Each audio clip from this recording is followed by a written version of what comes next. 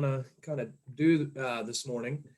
The first one is kind of continue a conversation I've been having, just as it relates to thinking outside the box with buyers and sellers in this marketplace. Second, just want to update you, and Vincent and I are working on kind of a one pager of this, but just to update you on, 2 months in, what we've accomplished since Howard Hanna and Roy Wheeler merged, because there's some really cool things and some things that you've taken advantage of and some things that you haven't, that I would encourage you to do. And I'm the same way. So don't feel bad.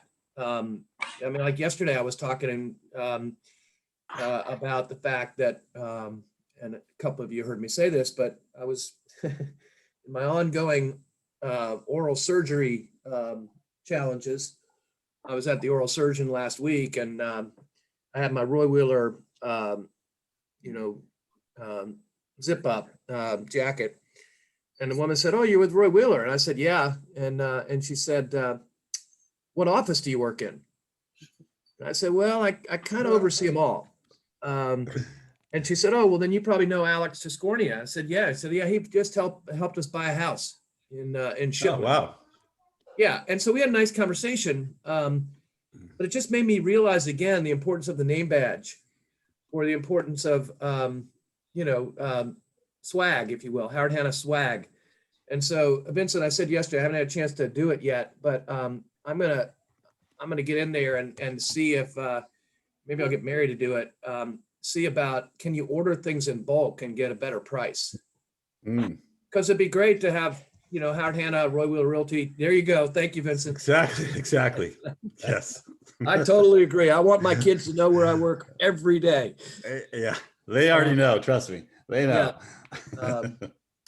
Yeah. But anyway, T-shirts, polo shirts, hats, whatever. If we can get, we used to do it with Land's End. We used to do kind of a group order and get things in. So I'm gonna look into that. I've got a note. I'm gonna work on it even today, because I was just struck by the fact that it started a conversation, and especially if you're still wearing a mask in places and things like that.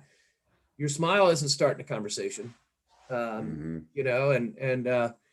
having something like that, everybody wants to talk about real estate. But anyway, the point being is that I wanted to kind of follow up on the ins and outs. I wanted to talk about what's happening, and the things that have already happened and the things are going to happen, and then what Vincent and I are going to do is we're going to follow up with with like a one pager, just to kind of remind you about all these things, and you can kind of use it a little bit like a check box, as to the things that you've already kind of gotten in and begun to look at, and then other things that, gosh, I need to figure that out.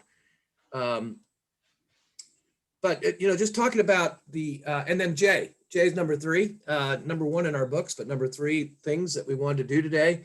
Give Jay an opportunity just to kind of talk a little bit about the town mortgage products and things that he's able to do for you, and he wants to do for you. And then also, and Jay, maybe we'll even start with you. Also the co-branding that Town Mortgage gives Jay the opportunity to do with you, whether it's postcards or newsletters or flyers or whatever the case may be.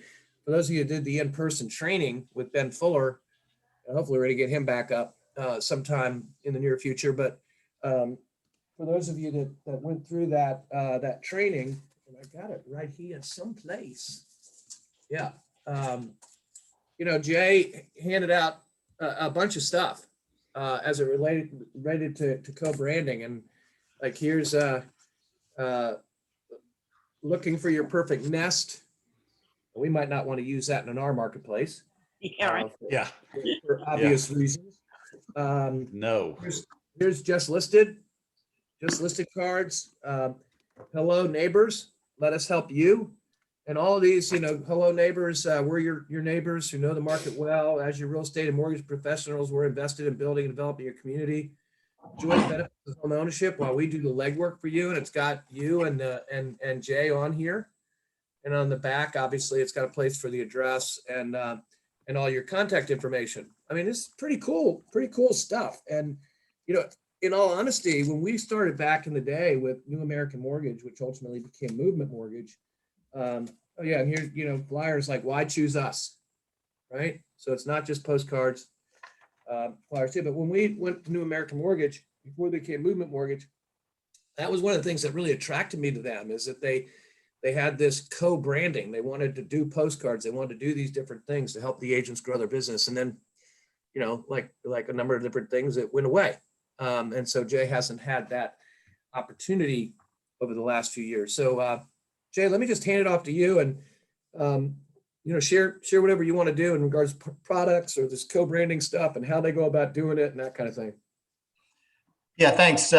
First of all, regarding the co-branding, the system at Town is called Total Expert, and I've worked with that before. It's a powerful tool and pretty easy to use. And there's a lot of stuff that you can do on there yourself, not through me. There's a whole contact marketing system in there that you could use. Doesn't mean you're locked into that forever. By the way, that's no cost to you. You can pull out your Excel list of those things and dump it in whatever contact system you're using. But it's pretty simple. Just let me know if you're interested. I can send you an invite. You log in there, upload your picture, data, stuff like that, and then you're ready to go. And you can look through the different flyers. There's a lot of content in there, and of course, I can help you do this too. If you say, hey, do you have a flyer on a renovation loan or VA loans or USDA loans, something like that? I can go in there and whip something out really quickly, and it's co-branded. Like I said, if you're just making a PDF and download it, there's just no cost to you to have that content and that availability, and it's not hard to do. If you have an open house, you could generate if you have a listing, you could generate a landing page, a specific website for that. It's simple to do. You just put in the MLS number, it pulls in the pictures. You can adjust it as you see fit and modify it some, but it's pulls your picture in. Of course, I'm on there too. They keep telling me to get a new picture because I guess the resolution's not high enough on the one I gave them, which I was kind of hoping to keep. The lower resolution, the better for me. But yeah, there's a lot of stuff in there available. We're talking about doing some postcard help with you guys. And those postcards, now when you do something like that, like a mailing, there is a charge to both of us just for RESPA purposes. But it's pretty cheap for those nice big postcards. So that's just something to keep in mind. If you're interested, just shoot me an email. Let me know. I'll send you an email invite from that system. I had a bunch of people in the old system at Moving Mortgage, so I am fairly familiar with that. Just the other day, I guess it was on Friday, Caroline asked me, say, hey, can you do up some financing flyers for this open house? And she said, what's the chance you could have it done by 11 o'clock? This was like 9:30 in the morning. I said, it's 100% chance, because it'll take me just a couple seconds once she got in there and registered as a partner. So there's a lot of good stuff in there to look through and use. You can email, if you have your data in there, you can email to everybody. There's drip campaigns. There's also a thing called Client for Life. And you have to forgive me that I'm not 100% up to speed on everything. But the way a Client for Life works is if we have a joint client, I close the loan, you're the agent on it, then there's a fee to do that. It's like $25, and they get and I split that, so we each pay $25, and then like for the next 7 years, they receive contacts from you without you doing anything, and they receive a gift. So, and you could have the gift come at, after closing, or you can have it on the 1-year anniversary. I know the one thing I saw was a really nice cutting board with logos on, stuff like that. So that's another thing to consider as well, the client for life thing, which is, kind of set it and forget it type of thing, if you will. And some of the stuff I'm going to go over, I'm trying to work out somebody to do a presentation on all this stuff and do a lunch and learn at the end of the month. I'm going to try to do it right at the end, and hopefully everybody's vaccinated. Maybe we can have a get together and distance a little bit. But I just had my second vaccine on last Friday, so I'll give it a couple weeks till I'm fully invincible, and then I'll go on for. But, Vincent has his second one Wednesday. I was pretty fortunate. I had the Moderna, and I felt a little bit sluggish. I had it early in the morning. I felt a little sluggish that night, and maybe a little bit the next morning, but by and large, not bad at all. I mean, it didn't keep me from doing anything at all. So, fingers crossed that the second one. Which one are you having, Vincent? Pfizer. Pfizer. Yeah. Okay. That's the discussion lately. Did you get vaccinated? Right? Yeah. Which one? Yeah. It's like, how's the weather? Yeah. We don't talk about weather anymore because it doesn't matter. Yeah. Can I see your card, please? I think we could do the lunch and learn, Jay, outside in the back. Because it's not gonna be too hot yet, and maybe we get that grill working and cook some hamburgers and hot dogs so everybody just grab whatever they want and set the chairs around so that you can have your stand on those stairs and have your little platform, and it'll be good. Well, I'll probably hold off on the hamburgers and hot dogs and just cook something else, but we'll hold that out for I'm planning, we'll do that cookout again this year. At the end of summer. So I'm really looking forward to a lot of this stuff. And, we're only, a month or so away from peach season. So we can start the summertime ice cream socials in the afternoon with some peach cobbler. So I really miss doing all that kind of stuff and having those get-togethers. It was really nice seeing everybody in person for a change at the last little get-together. So I'm pretty excited about that. So look for those things to come out. David, you've not been to any of those, but Logan and Barb and Ryan all have before. Michael, Vincent, they've all been there before. So typically the lunch and learns is I'll have a topic. We'll eat for a little bit, and then we'll chat for a little bit and answer some questions, and then we'll go on our way. But I think I've not made any soup for a while. I was hoping to maybe make just a nice tomato soup or something like this first time, and some sandwiches, salad, something like that. You'd be amazed at the attendance. The content is so interesting that so many people just flock to these lunch and learns. Yeah, even if they don't eat. Yeah.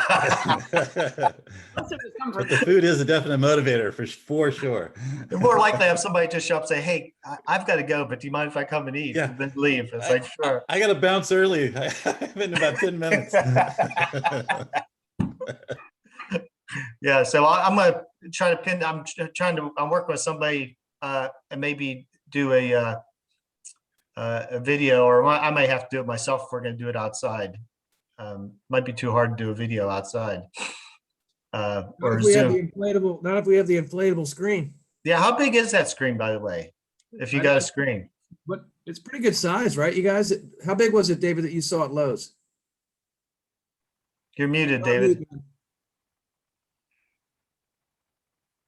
I can't remember the dimensions, but it's pretty big. Like if you see my wall, it definitely takes up my whole wall. Because I had thought about putting it in the backyard, but the only thing is I didn't have a projector to buy it, and I thought it was only like 300-ish or something like that. It wasn't that bad when I saw it. There's one here on Amazon. It's 20 feet. It's a 20-foot screen. That's what I'm talking about. $189. It's not terrible. Yep. Yeah, But Jay, you're gonna have to blow it up though, Jay. I have a foot pump that I use. I'll be passed out cold. we may have that thing by then, Jay, so we could do that too. if you do get it, you gotta let me know because we have a really nice common grounds here in my neighborhood. That'd be really nice to do. Cool. Yeah, that's a great idea to borrow it and, for the realtors themselves, just to do something like that in the summertime for the neighbor kids or something along those lines. Yeah. I don't know if you guys know that Howard Hanna does an event during the summer, and it's called I can't remember the name of it. It's a catchy name. Obviously, I forgot. But what they do is they do open houses in the evening.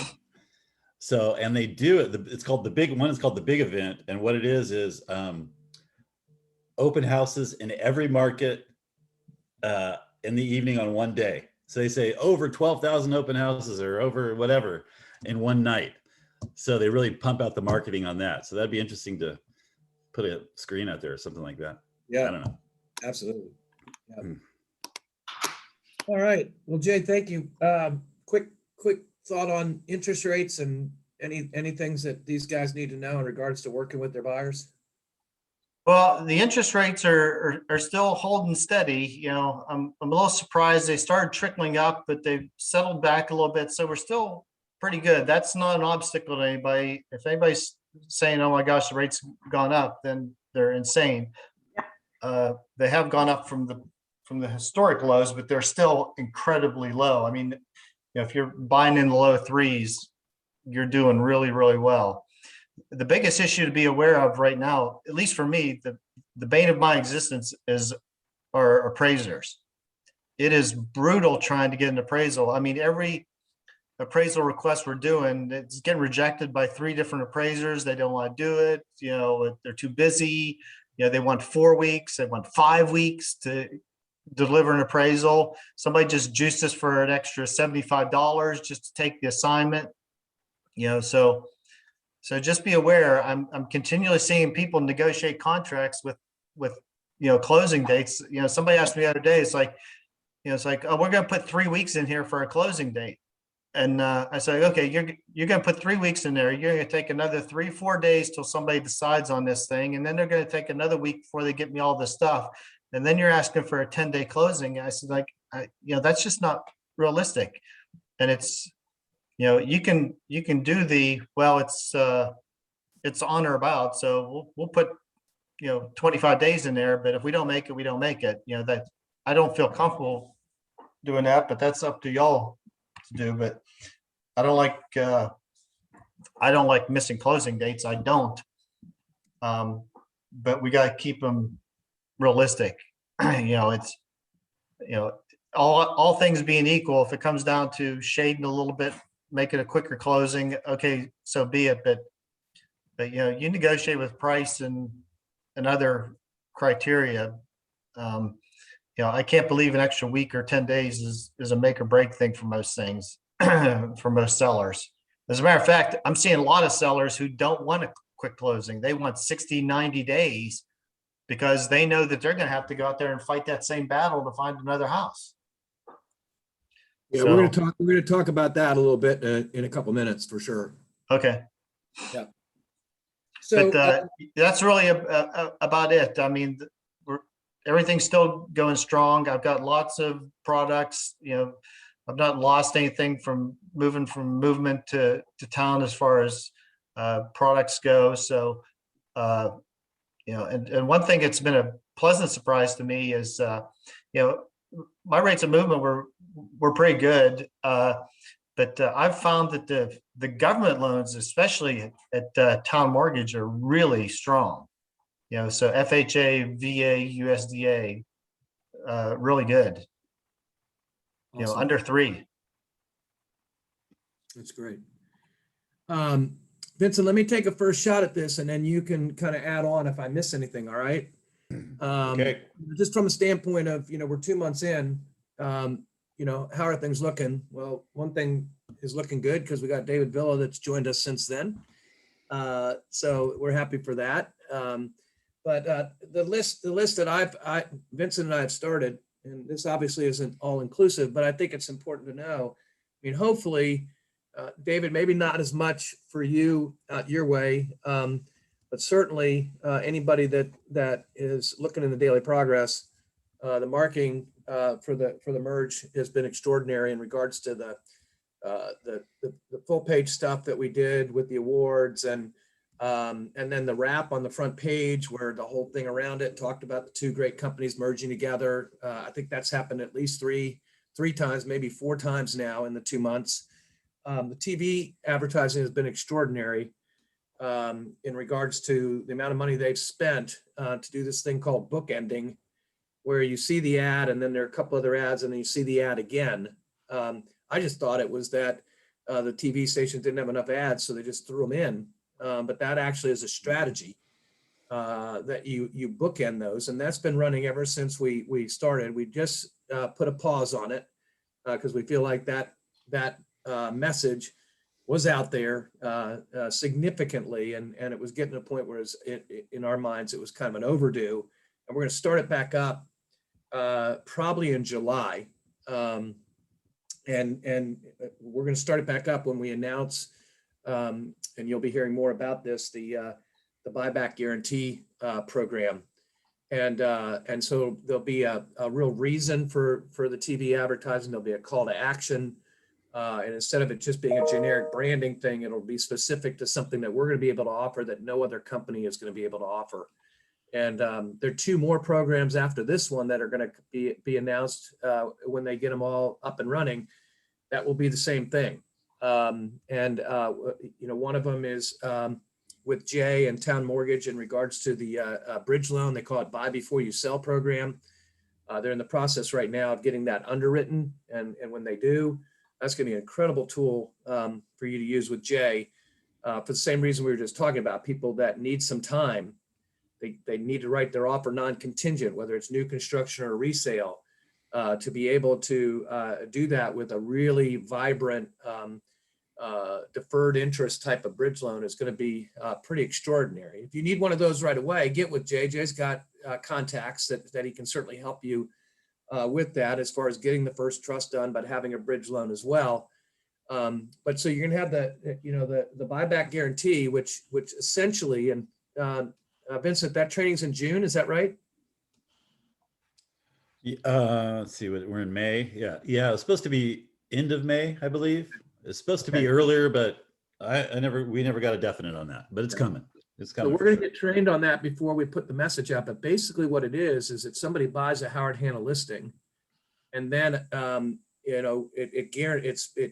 a whole thing that you have to get through as far as how the house that's listed qualifies. But if they buy a Howard Hanna listing that's qualified for the buyback guarantee and decide a year later that they have to move, Howard Hanna guarantees that price as long as they list with Howard Hanna again. And so it really encourages, you guys to buy, get buyers to buy Howard Hanna listings, right? And especially in this market where people are paying way over list price, it's an extraordinary program that you can say, hey, I know you're worried about the price, kind of like what we were talking about yesterday, Barb.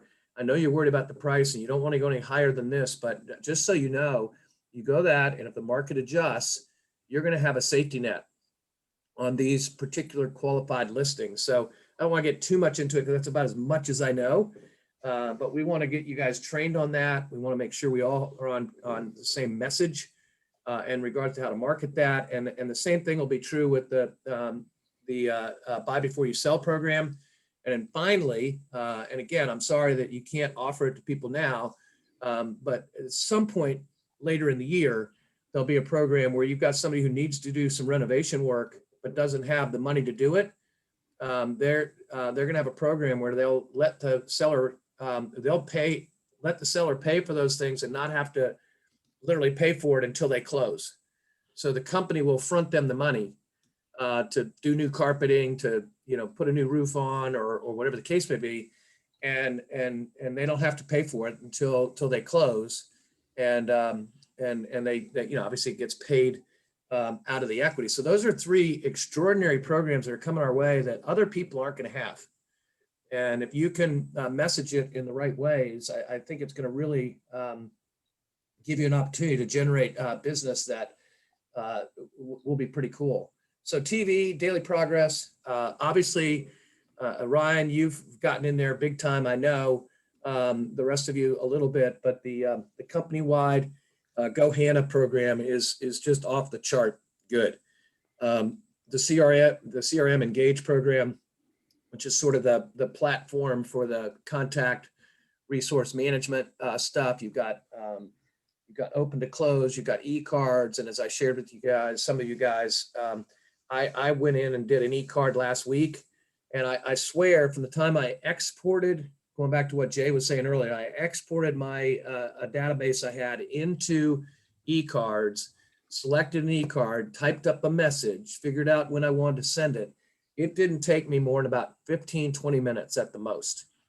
It was so easy to go through it. And then it sends you a message, so you see it, that it's gone out and that kind of thing. And then, as I've shared before, I think the power of it is once you learn how to do it, and you've got your groups in there, and you can have different groups. I mean, I didn't get a chance to do it this weekend. I was going to do it. I was going to create a family group and do a Mother's Day e-card. Unfortunately, because I was just going to practice with it, and I didn't get a chance to do it. But the point being is, you can create the different groups, and then you can go in and you can literally schedule first Tuesday of the month, or second Sunday for Mother's Day, as to when it goes out, and you don't have to touch it again. And so on the second Sunday, boom, a card goes out, Happy Mother's Day, from you, or whatever the message is, Happy Flag Day, 4th of July, and you can literally schedule out the whole year in probably, I'm going to guess, a couple hours, with typing in the message that you want to type in and those kind of things. And then you just hit on auto and it goes. And if something changes and you see a card you like better or something, before it goes out, you can take it out and add another one. It's not like it's set in stone at that point. You can, change it, manipulate it in any way you want. So you've got the e-cards, you got open to close for open houses. Some of you have started to use that. Sarah Paczynski gave a great testimony the other day of putting people in, and she's already gotten 2 or 3 prospects from it. The neighborhood news, where people can find out what their house is worth. I mean, it just goes on and on. And the cool thing is there's no cost to it. And that's a powerful thing. At no cost is always a powerful thing.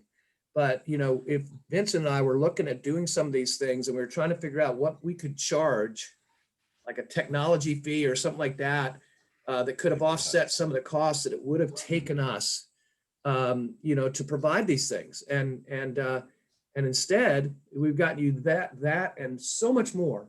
And there's no cost. It's all, all things that Howard Hanna already had in place. Next thing, the launch of the Howard Hanna University, Hanna University. It amazing. Get into your Go Hanna account and go to Hanna University. It's like the leading RE Institute on steroids. All the things that you've got available to you, including free CE and PLE training, and not just the online stuff, virtual training with instructors. So if you're more comfortable learning that way versus just going through the material and taking the tests. There's a new Fast Start program starting on Monday. I've sent an email out to the newer agents about that, just to really get launch yourself in and really from the get-go, understand all the different opportunities and things. And then there's going to be a second class, somebody like Barb, Logan, Ryan, called Elevate. And Elevate basically is going to be a class or class, whatever, a program that helps agents get to the next level. And so that's going to be being announced here pretty soon. And we talked about, the upcoming marketing, like the buyback guarantee. I'll let Vincent in a minute expand on new exposure that we're doing in the alumni magazine, emails and website. The new signage will be on the different offices the week of May 17th, except for Ednam. We're dealing with the Homeowners Association in regards to that sign. So that's going to be a little bit delayed, but the other offices will all have the new signage as of the 17th of May. And then, of course, the corporate and the brokerage training will continue. Classes like this, we're restarting, right? We're reinitiating. We want you to get in and take the Go Hanna classes. You can go in there into the Agent Hub and go back to all the classes that we offered during the month of March and April.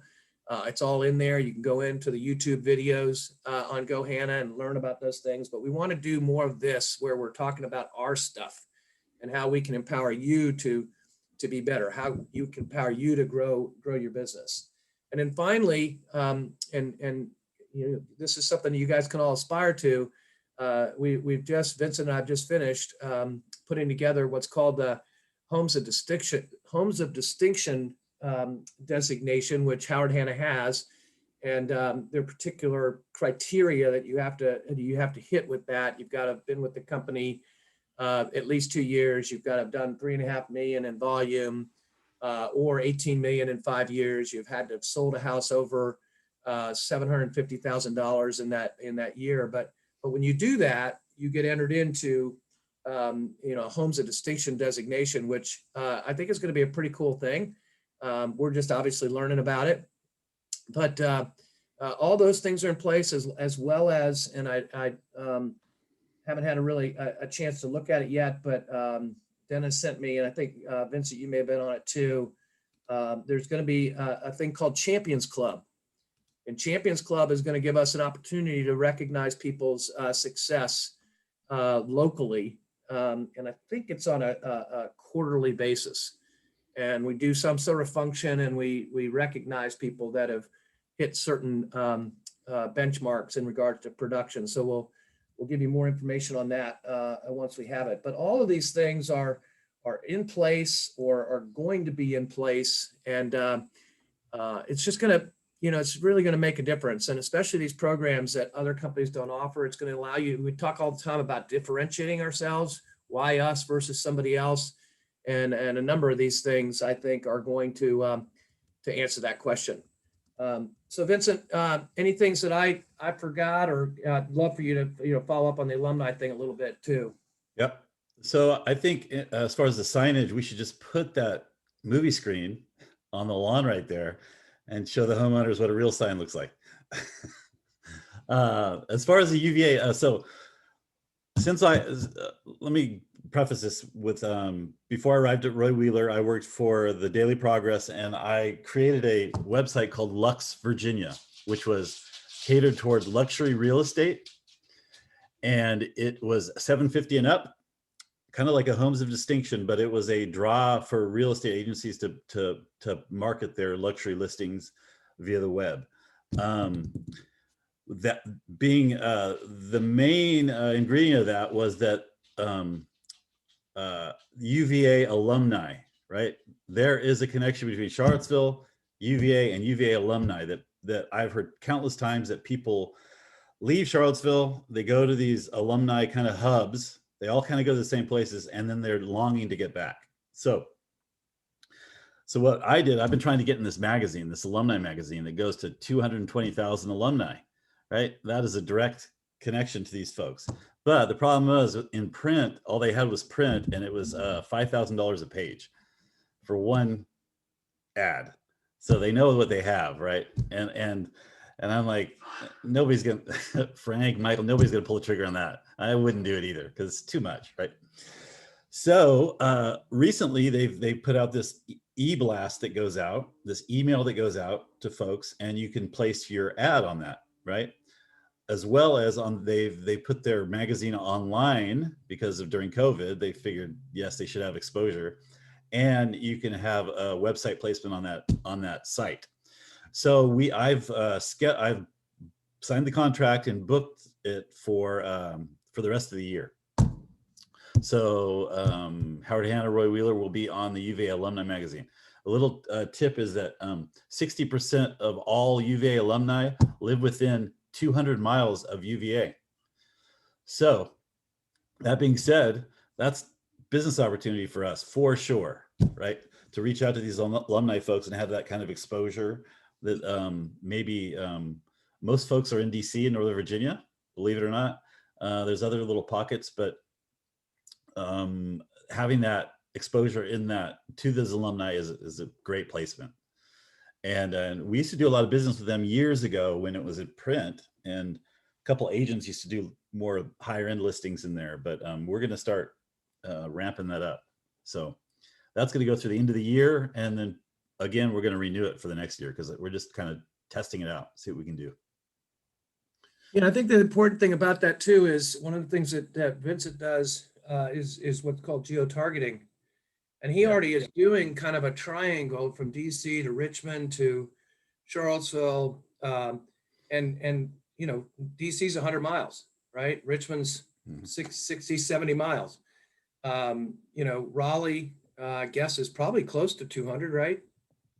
Yeah, it's about 200. Yeah. But the point being is, along with what he's doing, he's also geo-targeting, so we kind of get an additional boost to that. And one of the things that we need to do now, we held off on it for a couple months, but Vincent, one of the things we need to do is start giving people the Google Analytics so that they can see I know the type of exposure that we're getting, not only with what Vincent's doing, but because of the Howard Hanna branding, right? Yeah, it's kind of hard for that right now because we're in two spots. So Right. one, we are getting a lot of traffic on the Roy Wheeler site, and it's finally like caught up to for 2 years of work trying to get this going on. I don't know if you know, on the Roy Wheeler site, there's real estate tips where I'm putting blog content that you can share to your sphere of just like, is it the right time to buy? You know, the right time to sell, yada, yada, yada, all these real estate tips. So I've been adding this and tagging this content, and over time we're climbing the ranks. So, right, we're up there with Zillow and Realtor.com now when you type in Charlottesville real estate, which before we were kind of down a rung, and it's a slow game, right? You got to keep adding content. So the analytics has been good. And what the best thing about the analytics is that people are searching agents, and they weren't doing that before. It was mainly listings, but now they're actually going in the agent page and, like, you know, reading the yearbook. So that's good. And I'll get this report, and I'll update everybody on that as well. Yeah, because I think it's important. So when you're talking to, you know, David's got a chance possibly of getting a listing. And when he talks about them and says, look, it's not just about this, but let me just show you the reach that when your property gets listed with us, you know, X amount of thousands of people are coming onto this site on a regular basis, kind of thing. And so that's just information to have. And then Vincent's created a little bit of a marketing committee that's going to be meeting. This came out of a meeting last Tuesday, that we talked about marketing and things. And so he's got a group of people that are meeting. And one of the things that we're going to be doing is revamping the Hanna presentation, if you will, not revamping it, but localizing it, putting things in there so that when you go into Hanna presentation, you've got the very easy, simple way of adding in the local content so that it's more about us. Look out. It's more about us with the power of Howard Hanna versus, you know, feeling like it's Howard Hanna and not and minimal us. We want to balance that out. That's right. So the other thing that I've been talking on a corporate level, so this is more brokerage level, what I'm doing, but on a corporate level, I'm getting requested for input on how to, because they don't know our market, right? They don't know they didn't know the alumni trail, and I'm kind of working with them to like this is what we should do. So they're thinking about putting some ads on the Washington Post as well, which is mucho. And so they're willing to put the investment in for us, and every little investment like that is going to yield something. So I'm pretty excited that we're going to have more of a coverage. And, you know, we're doing stuff that we probably normally couldn't have ever done. But now that we've made this merger, we have a little more weight behind us. We can, there's more opportunity. So I'm pretty excited. So. Yeah, that's awesome. That's awesome. Thank you. Thank you. Yep. Got a few minutes left. I just want to, you know, kind of talk you through just outside the lines sort of thought process. And one thing that I'll do when I send this Zoom to Vincent, once he posts it in the Agent Only Facebook page, if you want to rewatch it, I will post a couple links to radio shows I've done recently that sort of back up what we're talking about here. One, I had Jay on a couple weeks ago, and we talked all about mortgages and what you need to do to put yourself in the best place. Two, I had Bill Tucker on, and Bill talked about from the closing standpoint what he's been seeing with buyers and sellers. And then the third one, the third one was me just talking about the frenetic nature of the market. All three of those are only like 20 minutes long, and I'd encourage you, David. I don't know if you got a chance to listen to one yesterday, but I encourage you. Those are kind of things you can listen to driving from one place to another, and it just gives you good talking points. Things that you can be talking to your buyers and sellers about, and then you can you could do the same thing in regards to sending them the links as well. But just real quickly, on the buyer side, something I just outside the box thinking. I mean, you hear about the no home inspection, you hear about the waiving the appraisals and things like that, which, of course, both of those things are things that I don't like. But I understand that some people feel like they have to do it. But one outside the box thinking that until other people think about it could really give you a leg up is the buyer offering to pay the seller's closing costs. So if you think about, okay, and I'll talk real quick about the home inspection in a minute, and two, waiving the appraisal. But when you think about everybody doing that and multiple contracts coming in and all of them have the same language in it, and some of you may be able to speak to this, but I don't think anybody has offered to pay the seller's closing costs. And the seller's closing costs, not the commission, but the seller's closing costs outside the commission, can equal 2 or 3%. And on a $500,000 house, that's $10,000 to $15,000 that puts you above somebody else. And if somebody hasn't done that, that could be the thing that wins the thing for you. So, just keep that in mind. I haven't heard anybody else talk about it, and quite honestly, in public situations, I try not to say anything about it because I don't want to give anybody else the idea. I mean, certainly once it, people hear about it, other people start doing it. But that just out the get-go is a way that you might be able to, do something.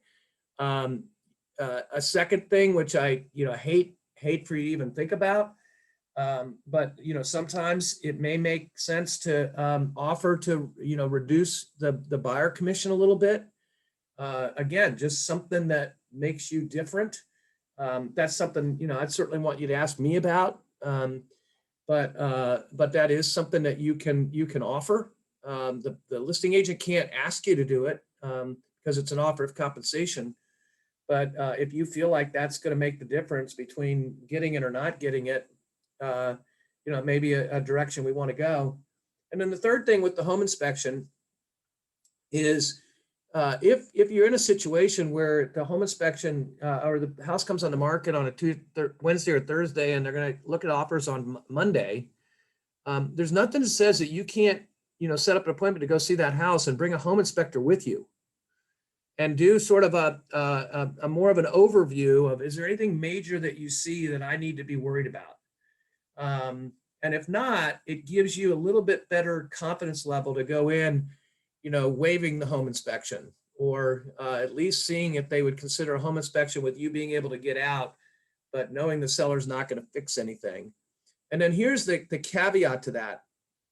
The equipment condition paragraph, I think it's 15 or 16.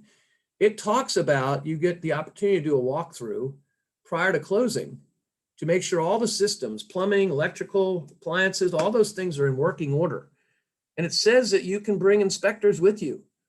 So you don't have a home inspection, but you bring a home inspector to the pre-settlement walkthrough, and they can test the HVAC, they can test the plumbing, they can test the electrical, they can test the appliances. And if anything's not in working order, the seller has to fix it per the contract. Those things have to be in working order per the contract, unless you've written it in as, the seller's written it in as is, things are in as is condition.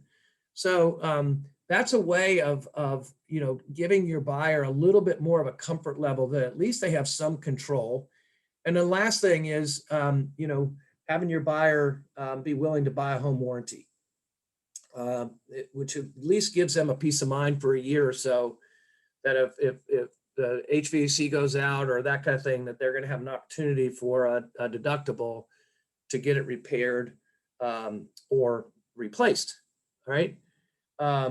So those are just, some outside the box thinking as you're working with buyers to hopefully help you a little bit. Go ahead, Barb.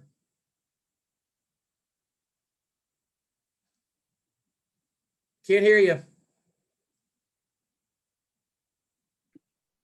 Had too many dogs making noises. That's all right. The other day I was talking to an agent after we had done a showing, thinking we were gonna put an offer in. And I talked to him after they had ratified one. And he said one of the things that he's seen and he does is an inspection for informational purposes only, so that they know what, it's not going to hold up the process, but then the buyer knows what they would have to do. So that was, and that's a great idea. The problem with information purposes only, I think it gets into the gray versus the black and white, because it's information purposes only, but then they find something that they're really not happy about. They don't have the ability to get out at that point, because all they did, for me, it's almost worse to do the inspection and find out you got a problem that you can't get resolved, that you're going to have to be the one that resolves it because you accepted a contingency of am I misunderstanding what you were saying? no, you're right on that. Now, last year when we were dealing with wintergreen properties with this one agent owner, we knew everything he puts on the market, he does informational purposes only. We knew that there were a ton of things. And so what I did on that one is I wrote on that we agreed that it was for informational purposes only, but if there was something major, then we would have the right to withdraw the contract. And that worked, and we did have to withdraw. It was the inspection. The inspector got up there and he said to me, Barb, how much does Eric really want this house? And that was bad news right from the start. But that was a little different, because that was because the seller agent was crazy. Yeah. Yeah. And in that situation, the difference was it was an owner agent, and those are things that were material defects that should have been disclosed. Yeah. Which Right. was an agency disclosure issue. So other thoughts, Ryan? You just had 10 contracts on Broad. Anything that came out of there that was innovative that we haven't talked about?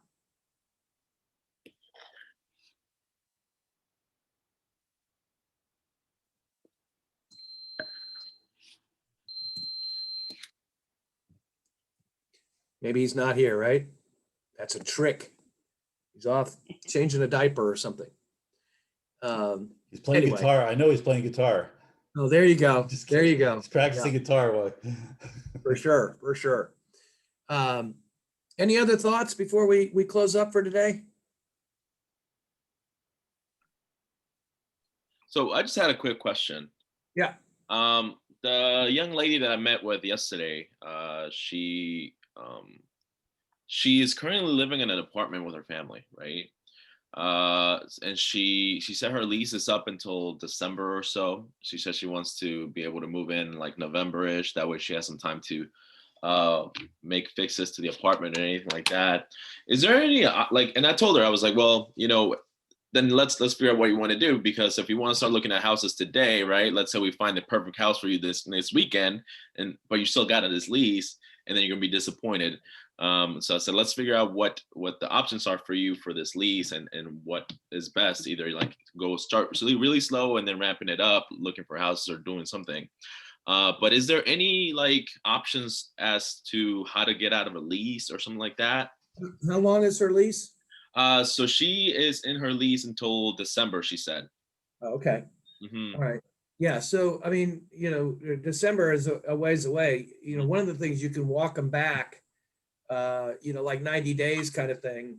And so it's June, July, August, right? So say, if we found something in the next month, and it's June 15th, and we're going to settle on August 15th. Okay. Now we've only got a couple weeks, before the release ends at the end of August, as an example. The other thing that I would do, and Jay, you can speak to this too, but another thing I would do is I would go to the landlord and say, look, I'm thinking to try to take advantage of these interest rates and buy something. And if I find something, can I work something out with you that I'll allow you to go ahead and put it back on the market for rent? And as of whatever date it is, you're going to close.